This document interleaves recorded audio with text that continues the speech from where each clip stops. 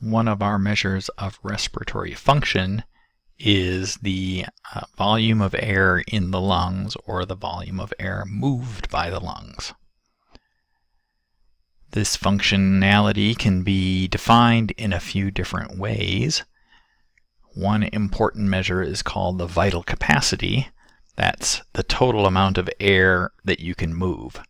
So there are various ways of measuring this. For example, you can have someone exhale as much air as possible, start measuring, and then inhale as much air as possible. And the amount of air that they can inhale after they've emptied their lungs as much as possible is their vital capacity, the maximum amount of air that they can breathe in and out. The graph in this image shows changes in vital capacity over the lifespan by genders, showing an increase in vital capacity as you get older through childhood, then a decrease in vital capacity as you get into older adulthood, with overall larger vital capacities for males than females due to the larger size of males.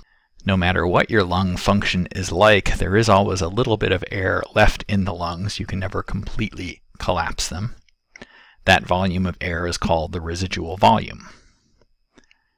The total amount of air in your lungs, then, your total lung capacity, is the combination of your vital capacity, the amount of air you can move, and the residual volume, the amount of air left over that you can never move.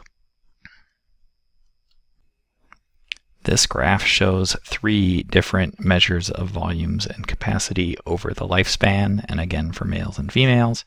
In green we have total lung capacity, in blue we have vital capacity, and in red we have residual volume, that amount of air that you can't move. These are actual measures as opposed to the model from the previous slide. So here we see for young children aged between 6 and 10, there's no difference between the genders. And then as you pass puberty, there begins to be some separation, with males having larger lung capacity and vital capacity compared to females. Additional definitions of measures of lung volume include the tidal volume, the volume exchanged in any one particular cycle of breathing.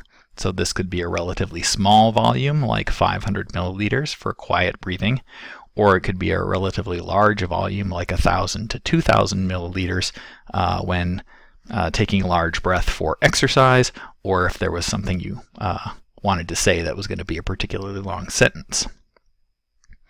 Relative to that tidal volume, we have an inspiratory reserve volume, the amount of volume that we could inhale addition to the tidal amount if we wanted to, and we have an expiratory reserve volume, the amount of volume that we could exhale in addition to the amount that we did in our tidal volume.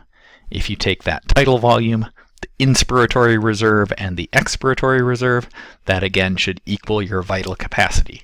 The tidal volume is the amount you did breathe in and out. The inspiratory reserve is the additional amount you could have breathed in, and the expiratory reserve is the additional amount you could have breathed out. So if you take the actual amount and those two possible additional amounts, that's going to be the maximum amount you could breathe, which is the same thing as your vital capacity. There's another measure in the book called inspiratory capacity, which is how much you could inhale after a tidal expiration. I'm assuming there are some norms for the population that have been measured for this particular capacity. It's not a capacity that makes a ton of sense to me, though, because it doesn't really have a normal explanation. How much you can inhale after a regular resting expiration, it's something I don't really get. Those different volumes and capacities are represented here in a graph. On the very left, we have the total lung volume or capacity, the total size of the lungs, and that's a combination of the residual volume at the bottom, air that you can never move, and the amount of air you can move in various ways. In blue, there's a very large peak followed by a trough that's marked vital capacity. So that would be your maximum amount of air that you can move. In this case, the graph represents inhaling as much air as possible and then exhaling as much as possible. And your vital capacity would be that quantity of air exhaled. In both the blue and the yellow, we have a variety of tidal volumes. Some of them are larger and some of them are smaller. If one is doing quiet breathing, like at the very beginning of the blue, we get something like a resting tidal volume, how much one normally breathes in and out. But regardless of the amount of the tidal volume, there's always an inspiratory reserve volume, an additional more that we could inhale, and an expiratory reserve volume, an additional more that we could exhale.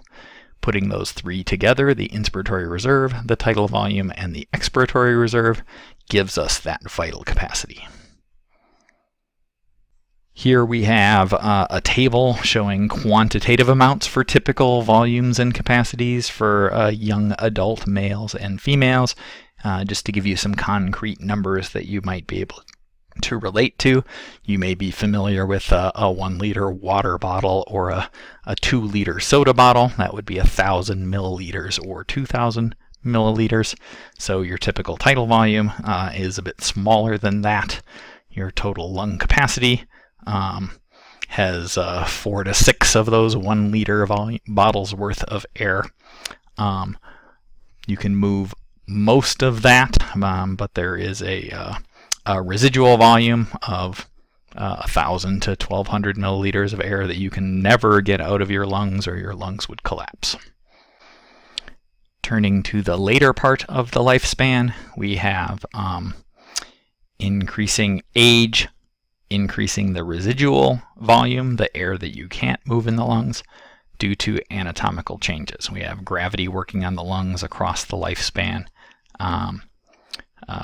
All of the alveoli in the lungs kind of settle down near the bottom of the lungs, and so the upper part of the lung doesn't really have active alveoli in it anymore and can't be used to move air in and out. Also, with increasing age past young to middle adulthood, there's an overall decrease in total lung capacity and vital capacity due to that increase in residual volume.